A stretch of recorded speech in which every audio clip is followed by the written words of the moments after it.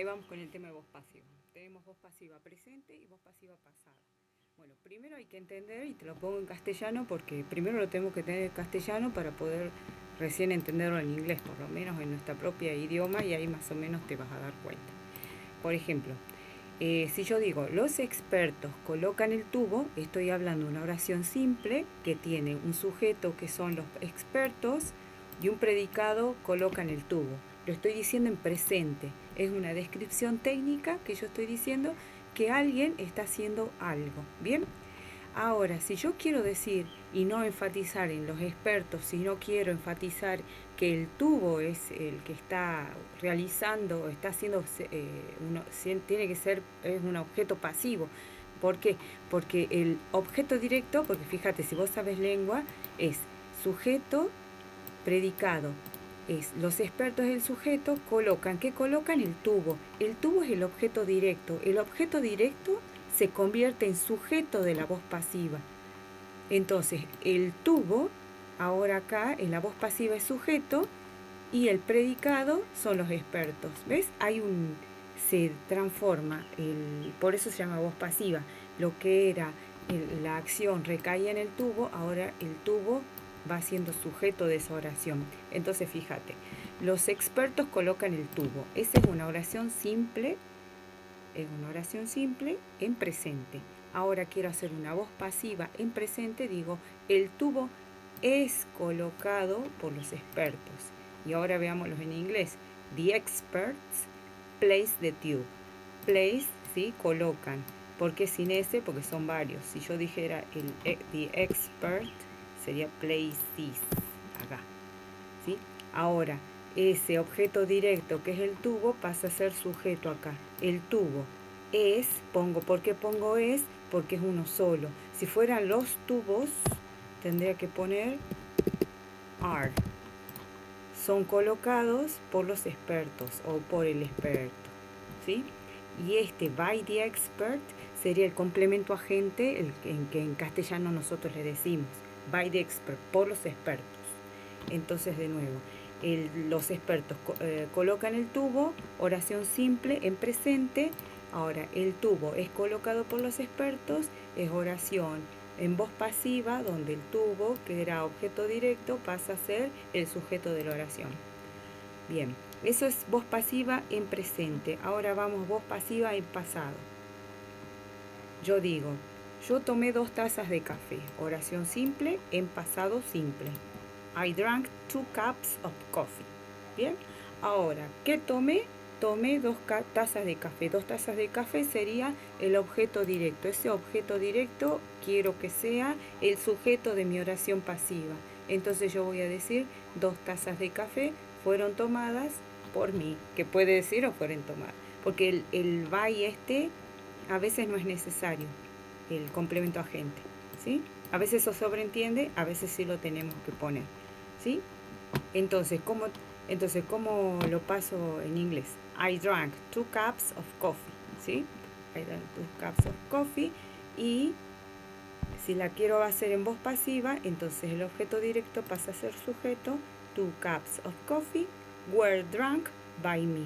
No for, sino by. En voz pasiva es by, no es for, ¿no?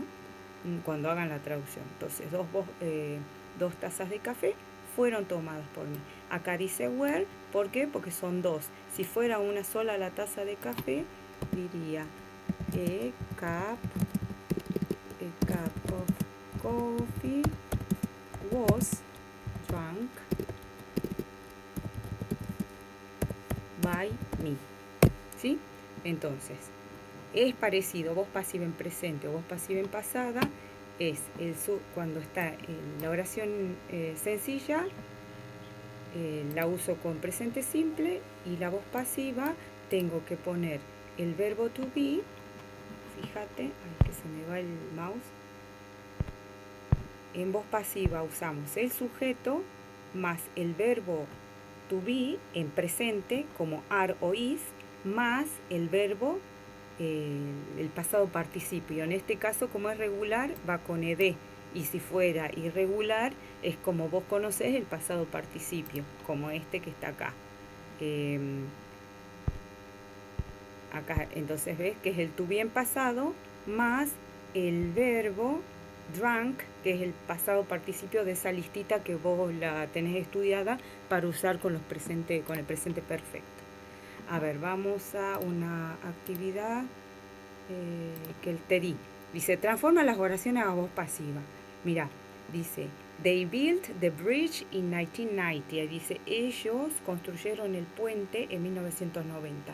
Vos para convertirla eso en voz pasiva tenés que primero fijarte cuál es el objeto directo. Ellos construyeron el puente. Entonces el puente es objeto directo, ese yo lo voy a pasar a ser sujeto. El puente fue, porque estoy hablando en pasado, fue construido en 1990. La segunda dice, alguien robó mi bicicleta ayer. Alguien robó, ¿qué robó? Mi bicicleta. Entonces el objeto es mi bicicleta, entonces el sujeto va a ser, mi bicicleta fue robada por alguien, by someone, yesterday. La tercera, el policía arrestó al ladrón anoche. Entonces, ¿a quién arrestaron? Al ladrón. Entonces, el ladrón fue arrestado anoche. Ella escribió este libro en el 2015. Entonces, ¿qué voy a poner? ¿Qué escribió ella? El libro. Este libro fue escrito en 2015. Ellos pintaron la casa el verano pasado. ¿Qué pintaron? La casa. La casa fue pintada el verano pasado. ¿Sí? Bueno, estas también siguen siendo las mismas. ¿Ves? Ya sabes que la voz pasiva pasada es con was, were más pasado participio. Acá sigue siendo pasado participio y acá también pasado participio. Lo único que estas son todas ejercicios con pasado participio. A ver, me fijo si está la de pasado simple. Acá también te había dado una con pasado simple, déjame ver que tengo acá. Acá. Pasado simple, pasado pasiva presente acá.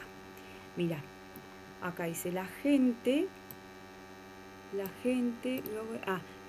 planta un montón de café en Brasil, planta en presente, un montón de café, o sea, ese es el objeto directo, entonces yo tengo que poner como sujeto un montón de café, y acá tenés que buscar el pasado participio de grow, ¿sí?